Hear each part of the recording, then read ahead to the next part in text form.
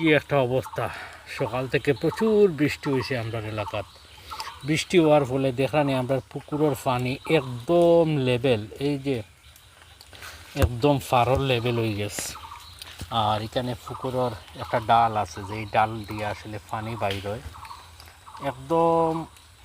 আরও এক হাত পানি বাড়লে এই পারও শেষ, পাড়ার উপরে উঠবো। আর সবচেয়ে বড় জিনিস হইল এই যে আমরা দুইটা পুকুর, এখানে হয়তো আপনারা মনে করতে পারেন এখানে একটা না, এখানে দুইটা পুকুর, কিন্তু এই মুহূর্তে যেটা দেখা যায় ক্যামেরাত মনে হয় যে একটা পুকুর। আসলে এত পরিমাণে পানি বাড়ছে, পানি বাড়ার ফলে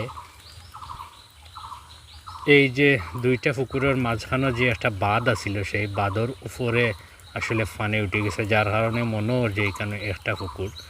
আর দেখলাম নিশ্চয়ই দেখতে পাররা অনেক পানি বাড়ছে, অনেক বৃষ্টি হয়েছে। আমরা সিলেট বিভাগ সহ বিয়ানীবাজার উপজেলার উপর দিয়ে প্রচুর বৃষ্টিপাত হয়েছে সকাল থেকে। আর এই মুহূর্তে আসলে বৃষ্টি নাই, হালকা ফুটা ফুটা বৃষ্টি, কিন্তু মনে হয় যে বৃষ্টি আবারও আইব। আল্লাহ হেফাজতর মালিক। আসলে যে হারে বৃষ্টি ওর মনে হয় যে বন্যা একটা হওয়ার সম্ভাবনা আছে। আল্লাহ হেফাজত করতে আমরা সবরে। আর এই মুহূর্তে আমি আমার পুকুর পাড় থেকে বিদায় নিলাম। সব ভালো থাকবা, এবং কীভাবে পানি বাড়ছে, কতটুকু পানি বাড়ছে এটার আপডেটটা দেওয়ার চেষ্টা করছি।